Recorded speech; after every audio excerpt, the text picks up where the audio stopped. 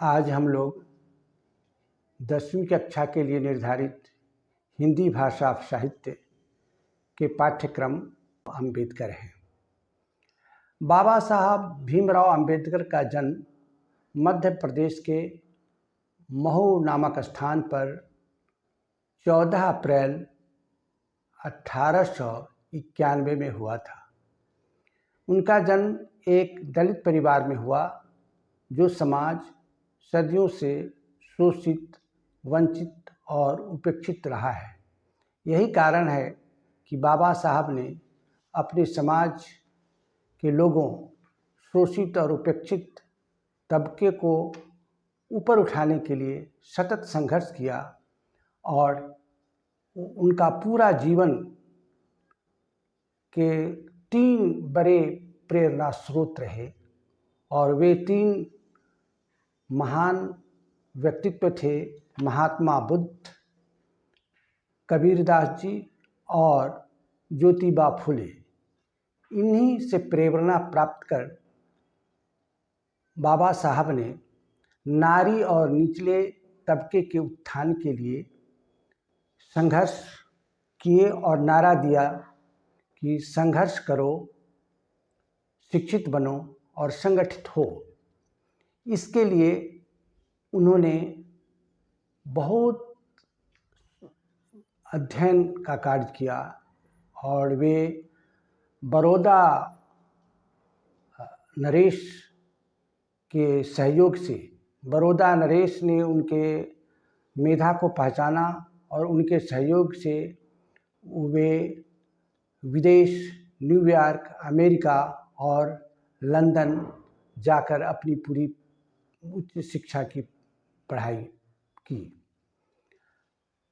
इसके अतिरिक्त उन्होंने अनेक धार्मिक और वैदिक वाङ्मय का गहनता से अध्ययन किया और उस क्रम में उन्होंने पाया कि जाति प्रथा और श्रम विभाजन जैसे मुद्दे को किस प्रकार समाज में रखा गया है। इनकी महत्वपूर्ण रचनाएं हैं द कास्ट ऑफ इंडिया,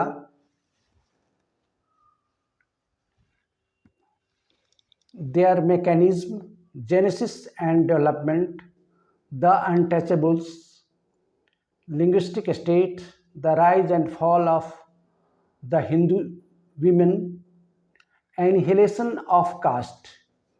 प्रस्तुत पाठ श्रम विभाजन और जाति प्रथा बाबा साहब के एक भाषण का अंश है जिसका नाम था जाति का विनाश, या उसे अंग्रेजी में कहा गया एनिहिलेशन ऑफ कास्ट। उसी का एक अंश श्रम विभाजन और जाति प्रथा का अध्ययन हम लोग आज कर रहे हैं। उसका पाठ का मूल सार यह है कि बाबा साहब 1936 ईस्वी में लाहौर में एक जाति पाति तोरक मंडल का वार्षिक सम्मेलन होने वाला था, वहीं इस भाषण को पढ़ने वाले थे। क्योंकि किसी कारणवश उस भाषण या उस सम्मेलन का आयोजन नहीं हो सका, किंतु इस महत्वपूर्ण भाषण के अंश को एक पुस्तक का आकार दिया गया और इसका नाम रखा गया एनिहिलेशन ऑफ कास्ट, या जाति का विनाश। भारतीय लोकतंत्र के भावी नागरिकों के लिए यह आलेख बहुत ही शिक्षाप्रद और महत्वपूर्ण है। यह विडंबना की बात रही कि इस युग में जातिवाद के पोषकों की कमी नहीं है और विशेषकर सामाजिक और राजनीतिक क्षेत्र में कार्य करने वाले लोग के लिए जाति प्रथा हमेशा एक समस्या के रूप में रही है, जिसका पहला आधार है कि आधुनिक सभ्य समाज कार्य कुशलता के लिए श्रम विभाजन को आवश्यक मानता है और जाति प्रथा श्रम विभाजन का ही दूसरा रूप है। इसलिए इसमें कोई बुराई नहीं है, यह ऐसे लोग कहते हैं जो जाति प्रथा के संपोषक हैं, किंतु जाति प्रथा और श्रम विभाजन दोनों अलग अलग चीज़ें प्रतीत होती हैं। श्रम विभाजन का दायरा खुला होता है, जबकि जाति प्रथा आधारित जो श्रम विभाजन है वो जन्म से या वंश से ही यह बांट दिया जाता है। यदि कोई मिट्टी का काम करता है या घड़ा बनाने का काम करता है या कुम्भकार का काम करता है, तो वह सदा कुम्भकार का ही काम करेगा। उसके घर में फिर आगे उस जाति के बंधन को तोड़कर दूसरा जो श्रमिक क्षेत्र है उसमें वह प्रवेश नहीं कर पाता है। यही सबसे जाति प्रथा और श्रम विभाजन में मूल फर्क यही नज़र आता है। सभ्य समाज में श्रम विभाजन व्यवस्था श्रमिकों के विभिन्न वर्गों में अस्वाभाविक विभाजन नहीं करता। ये अस्वाभाविक विभाजन नहीं करता, जबकि जाति प्रथा में स्वाभाविक विभाजन होता है। भारत की जाति प्रथा श्रमिकों का अस्वाभाविक विभाजन ही नहीं, बल्कि विभाजित वर्गों का एक दूसरे की अपेक्षा ऊंचा नीचा भी करा देती है।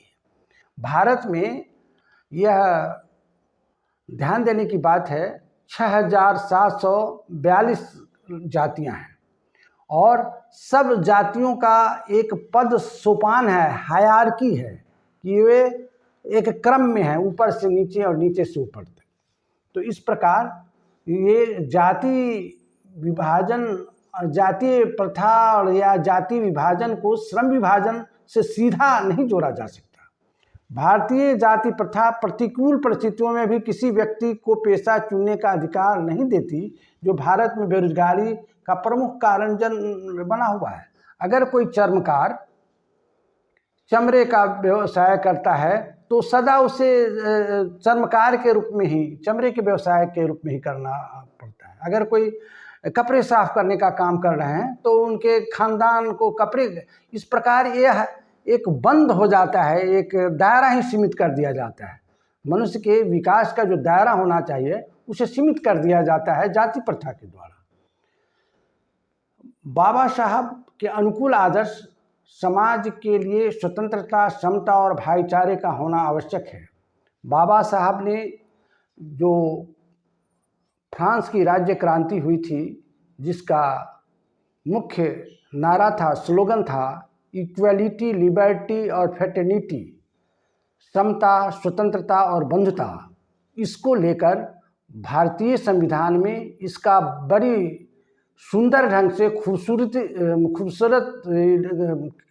रूप में इसे भारत के संविधान के प्रस्तावना में भी रखा गया और पूरे इसको संविधान की मूल भावना ये झलकती है। संविधान के मूल भावना में ये तीनों तत्व झलकते हैं। आदर्श समाज में बहुविध हितों में सबको समान भागीदारी होनी चाहिए। इसी का दूसरा नाम लोकतंत्र है, क्योंकि लोकतंत्र केवल शासन की एक पद्धति नहीं है। लोकतंत्र मूलतः सामूहिक जीवनचर्या की एक रीति तथा समाज के सम्मिलित अनुभवों का आदान प्रदान का नाम है। इसमें यह आवश्यक है कि अपने साथियों के प्रति श्रद्धा एवं सम्मान का भाव हो। इस प्रकार इस पाठ के माध्यम से